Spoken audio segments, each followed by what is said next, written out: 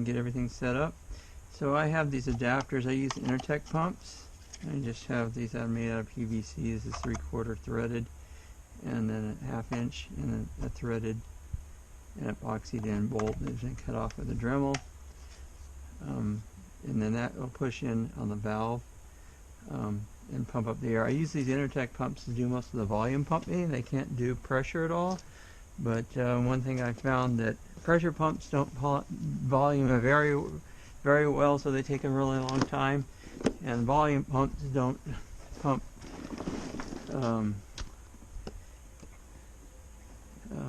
get enough pressure. So you saw what I did there. I turned the valve so it popped up. So turn that counterclockwise, and it really matters which way you turn it. You just gotta make sure it pops up. And then what that does is seal against air coming back out. So we'll do ahead and put these pumps on here like this.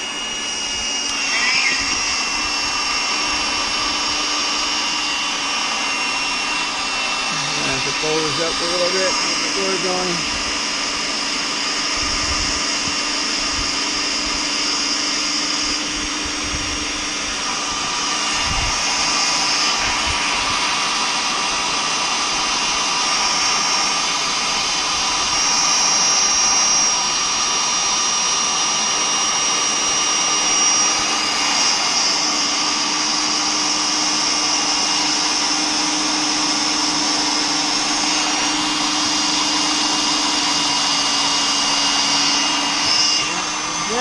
Air didn't come out. Actually, it was coming out, so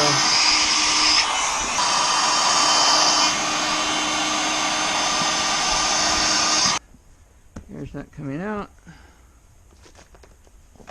Now, if you're doing flat water, where you pump it up all the way, here, you want to take those off and put them underneath the mattress like that. Okay? Now when you do that, you want to make sure that you remove this little O-ring right here. Now when the raft is new, the O-rings stay on, but as it gets older they'll fall off. So it is, and without that the raft will not seal when you go back to flat water kayaking. So you want to do that on all 16 if you're doing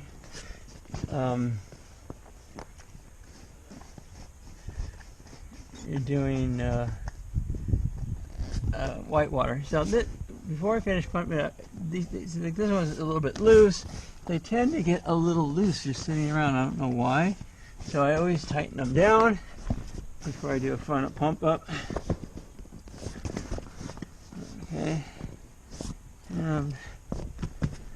They're all just slightly loose, which I'm not sure why that is. So now that we've done that, now we are going to get our pump here. So I always keep in the front, I mark my seats front and back. In the front I keep the adapter valve that goes with this pump. Put that on there like that. And try and twist it like that, so when I let go of it, it twists on and holds it in place.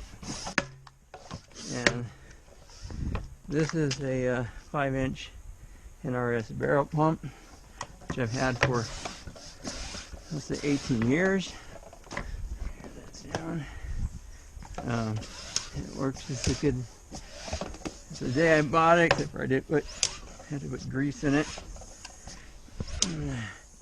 And what you do is, this pump really can't pump the floor too much, nor the sides, so just pretty much just until it won't pump anymore. And you rotate this, and it'll unseal. Same thing with this. And twist that like that. Get that on there like that. Finish the sides.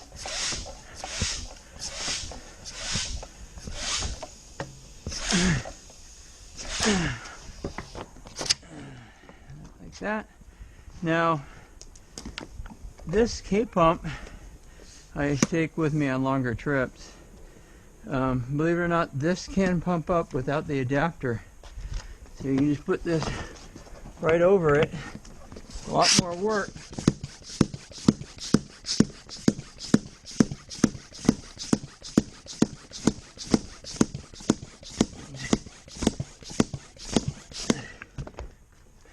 But you can get full pressure with this K pump.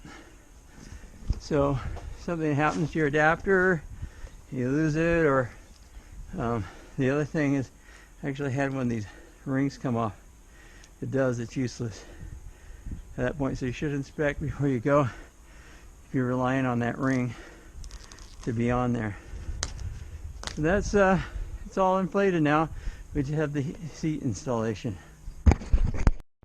So if you're installing, so I label my seats. So this is my 4th inflatable raft, and it's the back. Just because the straps are different front and back, and it just takes a lot more time to adjust them if you need to. So they're pre-adjusted. Go ahead and put that down in there. And so here, this top strap goes to the front, and the other lower strap goes to the back. Like that. And then this strap goes here. Again, the top strap going to the front, and the back strap going to the back. And then on this one I already installed, you can see these two are hooked up. It's the same configuration. Now, so I keep the pump adapter in that front seat always, so I just know where to grab it. And then in the back, if I'm doing flat water, there's the fin. So I just keep that in the back. I know exactly where it is. And then I'm going to go ahead and install that. Sometimes as these boats get older, it's hard to put that fin in, so you might want to do it before you pump the boat up. But you don't even need this. I don't know what's the point of it. It's not like it's going to fall out, and it's really hard to install. I never install it. I don't even know if it flop in there. They usually end up coming off eventually. So don't worry about this installation piece. It's silly. So you're never going to, only on flat water you can, and I forgot to do it on this one. It's good to get these valve covers out of the way before you inflate the floor. So it gets pinched, and same thing with this one. So remember that. I can show you on the floor. You're just going to put this in here like this. Get the string out of the way, and tighten that down like that. And just do those other two, and you're good to go.